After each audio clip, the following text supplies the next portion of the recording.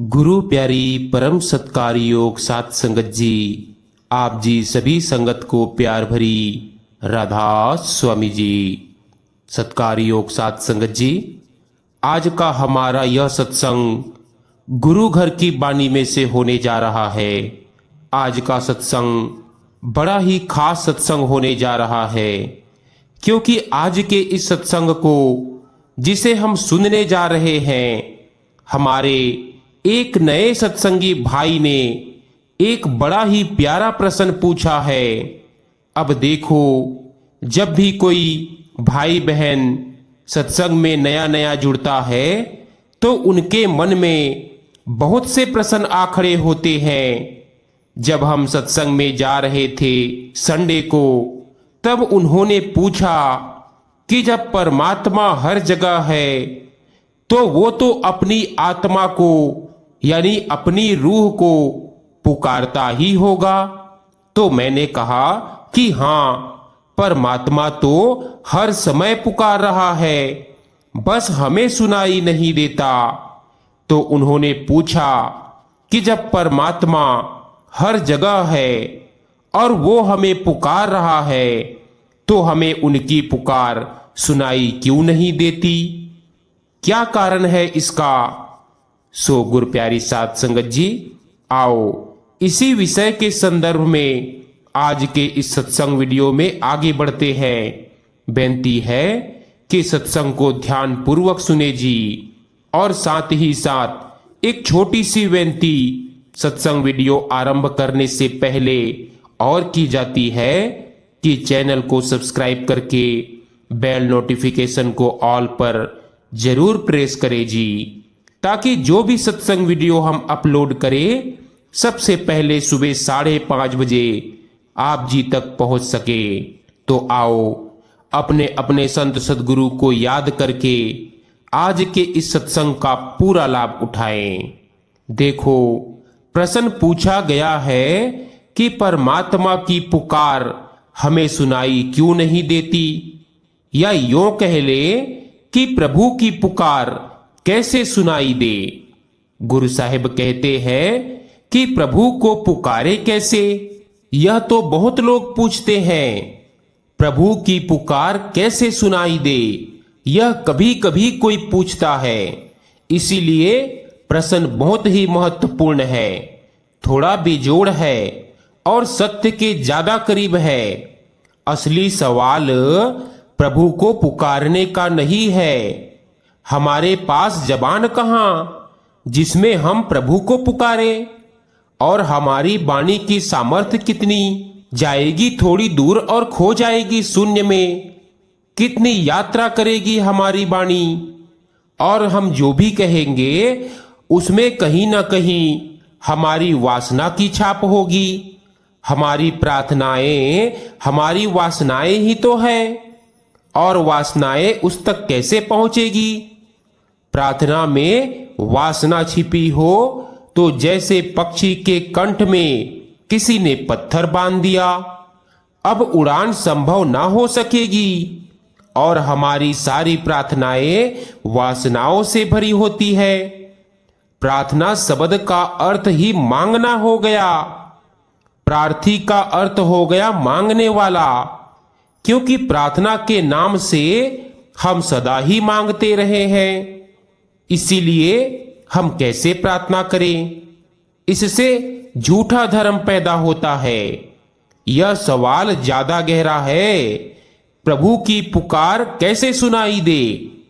प्रभु पुकार ही रहा है, सिर्फ हमारे मस्तिष्क इतने शोरगुल से भरे हैं कि उसकी धीमी सी पुकार, उसकी सूक्ष्म पुकार, उसकी अति सूक्ष्म पुकार हमें सुनाई नहीं पड़ती। उसके स्वर बारीक हैं, नाजुक हैं। उसके स्वरों को सुनने के लिए भाई शून्य चित्त होना चाहिए। जितना शांत चित्त होगा, जितनी निर्विचार चित्त होगी, उतनी ही संभावना बढ़ जाएगी उसके स्वर सुनाई पड़ने लगेंगे। निर्विचार चित्त में परमात्मा का तत्क्षण उतर आता है। जैसे द्वार पर ही खड़ा था, प्रतीक्षा करता था कि कब हम निर्विचार हो जाए, हमारे अंदर कोई विचार ही ना रहे और कब भीतर आए। निर्विचार होते ही हमारा घूंघट उठा देता है, आमना सामना हो जाता है, दरस परस हो जाता है। सबसे पहले तो अपने चित्त को निर्विकार करो, तो परमात्मा की आवाज सुनाई पड़ेगी। और तब ऐसा नहीं है कि उसकी आवाज कृष्ण की आवाज में ही सुनाई पड़ेगी और राम की आवाज में, बुद्ध की आवाज में सुनाई पड़ेगी। इन कौवों की काव काव में भी उसकी आवाज है। एक बार उसकी आवाज सुन ली तो तुम सब जगह उसे पहचान सकोगे। एक बार उसकी छवि आंख में आ गई तो फिर तुम कभी भी चूक ना सकोगे। फिर कोयल में ही नहीं, कौवे की काव काव में भी, सुंदर फूल में ही नहीं, कांटे में भी उसकी छवि है। जीवन में ही नहीं, मृत्यु में भी उनका ही नृत्य है। और सुख में ही नहीं, दुख में भी उसकी ही छाया है, उसका ही साथ है। मन चाहिए शांत, शून्य, पर हमारा मन तो शांत नहीं है। उसकी आवाज सुननी है तो ध्यान की अवस्था साधनी होगी। ध्यान का इतना ही अर्थ होता है अपने को खाली करना। ध्यान प्रार्थना की तैयारी है। ध्यान तो पूजा का आयोजन है। ध्यान का अर्थ है निर्मल चित्त, शांत चित्त। ध्यान का अर्थ है शांत मन। अभी अभी नहाया हुआ जैसे ताजा सुबह की ओस, एक स्वर नहीं, एक तरंग नहीं, अपना एक भी शब्द नहीं, तो उसकी आवाज सुनाई पड़ने लगेगी। ऐसे नहीं, जब तक हमारा मन शांत ना हो, हम ध्यान साधना में ना बैठे, भजन सुमिरन में ना बैठे, तब तक तो हमें उसकी आवाज सुनाई नहीं पड़ेगी। और अगर हम बैठते भी हैं तो भी मालिक की मौज है, वे चाहेंगे तभी तो सुनाई पड़ेगी, ऐसे थोड़ी ही ना सुनाई पड़ेगी। देखो, परमात्मा से तो हमारा संबंध जन्म से ही है, पहले से ही है, अभी भी है और अंत तक होगा। परमात्मा से हम बिछड़े हुए नहीं हैं। यही तो आशा है, यही तो आश्वासन है। हम भूल गए हो उसे, वह हमें नहीं भूला है। लेकिन सबसे पहले प्रथम में हम उससे ही जुड़े थे, सारी ऋतुओं के पहले, और अभी भी हम उससे ही जुड़े हैं। फूल हो गए हो, पात हो गए हो, लेकिन जड़ें तो हमारी अभी भी भूमि में उसकी ही गड़ी है। जीवन तो हम उसी से पाते हैं। कितना ही बड़ा वृक्ष हो जाए, भूमि का ही अंग है, भूमि का ही विस्तार है। और कितने ही हम कहीं भी चले जाएं, हम उसके ही साथ हैं। जिस दिन जाएंगे उस दिन चकित होकर जाएंगे कि ना तो संबंध कभी टूटा था, ना टूट सकता था। बीच में विस्मृत हुआ था, जैसे नींद आ गई थी और एक सपना देखा, और सपने के कारण जो था विस्मृत हो गया था। जो नहीं था अपना मालूम होने लगा था। इसीलिए ज्ञानियों ने जगत को माया कहा है। एक सपना जिसमें जो अपना नहीं है, अपना मालूम होने लगता है, लेकिन अपना नहीं। उसकी विस्मृति हो जाती है, उसकी याद खो जाती है। इस देह से हमने अपने को जोड़ लिया है। इस देह के नाते रिश्तों से हमने अपने को जोड़ लिया है। एक नींद है, एक नींद का अंधेरा है। अंधेरा और कहीं भी नहीं है। सारा अस्तित्व रोशनी से भरा है। सिर्फ अंधेरा है तो हमारी आंख बंद है। नींद है उसके कारण है। तुम्हारे कान बहुत शोरगुल से भरे हैं। बाजार के व्यर्थ के दूसरों के शब्दों ने तुम्हारे कानों को अवरुद्ध कर दिया है। इसीलिए भीतर की जो आवाज बज रही है वह सुनाई नहीं पड़ती। चुप हो, मौन बैठो, कुछ और करना नहीं है। घड़ी दो घड़ी को ऐसे ही हो जाना है जैसे नहीं हो। संसार के लिए मृतवत हो, केवल अपने में डूबो तो पता चलेगा परमात्मा के आवाज की। देखो, शुरू शुरू में अड़चन होगी, आदत तो पुरानी हो गई है विचार की। विचारों का ताला लग जाएगा, आंखें बंद करोगे और भी बाजार के विस्तार खड़े हो जाएंगे। मौन बैठना चाहोगे, विचारों की भीड़ आक्रमण कर देगी। लड़ना मत, झगड़ना मत, देखते रहना, साक्षी बनना। विचार आए तो आने देना, आएंगे चले भी जाएंगे। दूर खड़े रहना, जैसे कोई राह के किनारे खड़े होकर राह पर चलते हुए लोगों को देखता है। ना कुछ लेना है, ना कुछ देना है, ना कोई अपना, ना कोई पराया। सुंदर किले तो ठीक, असुंदर निकले तो ठीक। साधु तो ठीक, असाधु तो ठीक। अच्छा बुरा विचार कुछ भी निकले, निर्णय मत करना। अच्छा भी मत कहना, बुरा भी मत कहना। निर्णायक मत बनना। निर्णायक बने कि उलझे। निर्णायक बनोगे तो उसी में उलझ जाओगे। कि राग बना कि आसक्ति बनी, कि एक विचार को पकड़ा और दूसरे को हटाया। बुरे को हटाने में लग गए तो उलझ गए, अच्छे को पकड़ने में लग गए तो भी उलझ गए। ना तो कुछ रुकता है, ना कुछ हटाया जा सकता है। तुम सिर्फ जाग कर बैठे रहना, जैसे दर्पण हो। जो दिखाई पड़ता है दर्पण को देख लेता है। जिसकी छाया पड़ती है, पड़ जाती है, फिर छाया मिट जाती है। दर्पण खाली का खाली हो जाता है। ऐसे ही तुम भीतर बैठे रहना, बैठे रहना। अगर थोड़ा भी धैर्य है तो ध्यान फल जाएगा।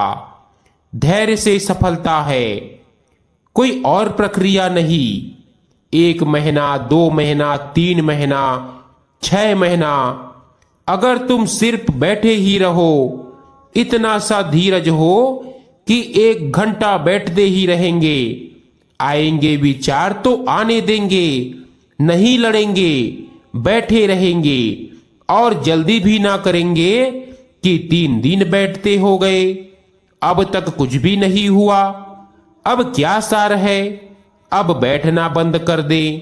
अगर तुम 1 वर्ष भी हिम्मत रख लो तो किसी ना किसी दिन परमात्मा की पुकार सुनाई पड़ जाएगी। आज सुनाई पड़ सकती है, कल सुनाई पड़ सकती है, परसों, कहा नहीं जा सकता कब। क्योंकि प्रत्येक व्यक्ति की अनंत अनंत जीवन की, अनंत अनंत यात्रा पथों की, अलग अलग संस्कार की देह बनी है। भिन्न भिन्न हो, एक दूसरे से अलग अलग हो। किसी को आज सुनाई पड़ सकता है, किसी को कल, तो किसी को परसों। लेकिन मेरे अनुभव में ऐसा है कि 9 महीने और 12 महीने, अधिक से अधिक अगर कोई धैर्य से बैठता रहे, जल्दबाजी ना करे, फल की आकांक्षा और आतुरता ना करे, तो एक दिन घटना घट जाती है। और जिस दिन घटती है उस दिन तुम चकित होोगे। सबसे बड़ा चकित होना तो यही है कि जिसे हम खोजते थे उसे कभी खोया नहीं था। जिसे हम पाने चले थे वह हमारे भीतर विराजमान था। जिस वाणी को हम सुनना चाहते थे बज ही रही थी। जिस दिए को हम जलाना चाहते थे जल ही रहा था। सो गुरु प्यारी साध संगत जी, अगर हमें भी परमात्मा की पुकार सुननी है तो अपने संत सदगुरु के हिदायत के अनुसार रोज रोज बिना नागा भजन सिमरन पर बैठे। एक दिन ऐसा आएगा कि परमात्मा की पुकार सुनाई देने लगेगी। बस धैर्य होना चाहिए, जल्दबाजी ना करे, फल की आकांक्षा ना करे। एक दिन परमात्मा की आवाज, परमात्मा की पुकार जरूर सुनाई पड़ेगी।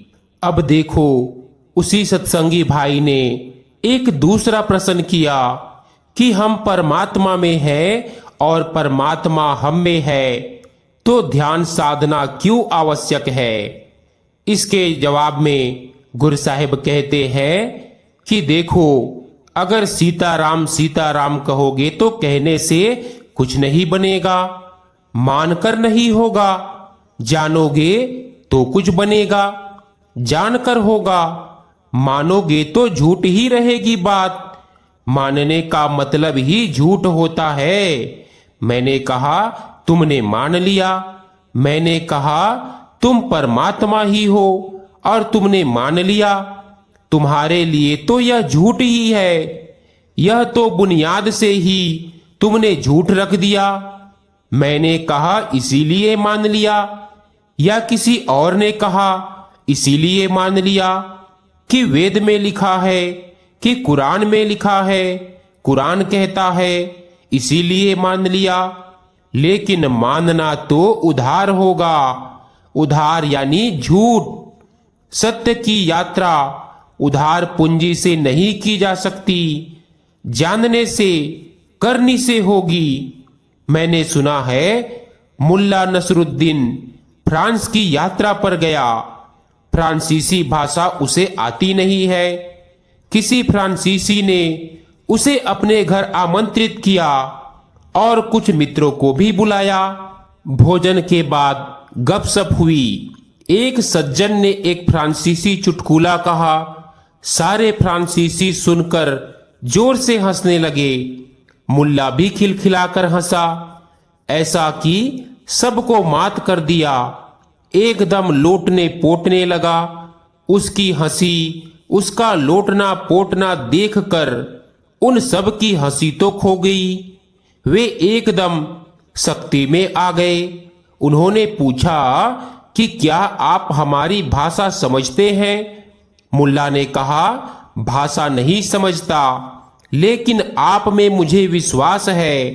बात जरूर कुछ हंसी की हो रही होगी। मैं आप पर भरोसा करता हूं। मैं आस्तिक आदमी हूं। मैं सदा दूसरों पर भरोसा करता हूं। जब आप सब हंस रहे हैं तो बात हंसी की ही रही होगी।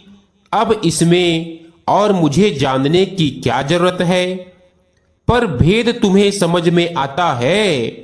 एक बात को समझ कर तुम हंसे और एक बात को मान कर की होगी कि हंसने की, इसीलिए हंसे। इसमें भेद तुम्हें समझ में आता है। जमीन आसमान का अंतर हो गया। यह तो हंसी झूठी रही। चाहे कितने ही लोटो पोटो, चाहे कितने ही जोर से खिलखिलाओ, लेकिन तुम्हारे हृदय से यह नहीं उठी, नहीं उठ रही है और नहीं उठ सकती। तुम कहते हो हम परमात्मा में ही है, ऐसा एक बार मानकर, मगर यह मानना तो झूठ होगा और तुम्हें बार बार याद आती रहेगी कि पता नहीं तुम जो बात मानकर चल पड़े हो वह ठीक भी है। कौन जाने तुम्हारे पैर डगमगाते रहेंगे। जान लो, फिर जीवन का मजा और है। फिर ठीक कह रहे हो तुम, फिर ऐसा ही होता है। एक बार जान लिया कि परमात्मा भीतर विराजमान है, फिर कुछ करने को बचा क्या। फिर तो जियो, फिर तुम नहीं जीते, वही जीता है। फिर ना कुछ बुरा है ना कुछ भला है। फिर बुरा भला कैसे हो सकता है। क्योंकि परमात्मा जो जिए वही ठीक है, वही शुभ है। यही साधु और संत शब्द का भेद है। अब सब कुछ कहकर गुरु साहिब अंत में कहते हैं, साधु का अर्थ होता है जो सोच सोच कर, विचार कर करके क्या ठीक है उसको जिए। और संत का अर्थ होता है जिसने सब परमात्मा पर छोड़ दिया।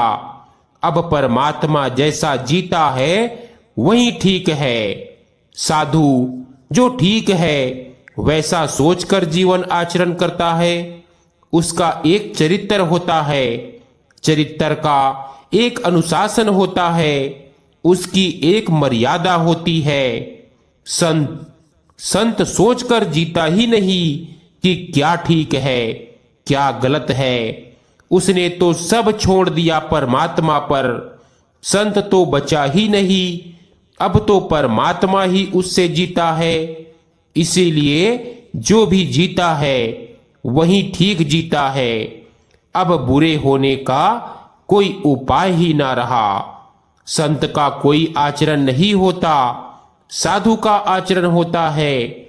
और इसीलिए अक्सर ऐसा हो जाता है कि साधु को तो पूजा मिल जाती है, संत से तुम चूक जाते हो, क्योंकि आचरण तुम्हें दिखाई पड़ता है, आचरण तुम्हें समझ में आता है सरलता से। तुम्हारे गणित में और साधु के गणित में भेद नहीं है। तुम भी जानते हो सोच सोच कर कि क्या ठीक है, और वही साधु जी रहा है। तुम सहज ही साधु के चरणों में झुक जाते हो। संत अड़चन डाल देता है, संत तुम्हारी मर्यादा के बाहर होता है। देखो, जीसस को जिन लोगों ने सूली पर चढ़ा दी वे कोई बुरे लोग नहीं थे, साधु लोग थे। साधुओं ने सदा संतों को सूली दे दी है, यह याद रखना। क्योंकि जिन्होंने सूली दी, तुम यह मत सोचना कि बुरे लोग थे, हत्यारे थे, पापी थे। नहीं, भले लोग थे, अच्छे लोग थे, जिनका तुम भी आदर करते वैसे लोग थे, आचरणवान थे, मर्यादाबद्ध थे।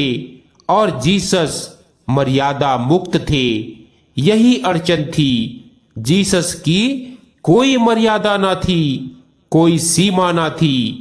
जीसस कहते थे, मैं और परमात्मा एक। इसीलिए जो वह करवाए वही ठीक, जैसा करवाए वही ठीक। मैं कौन हूं निर्णायक? मैं हूं ही नहीं बीच में कोई।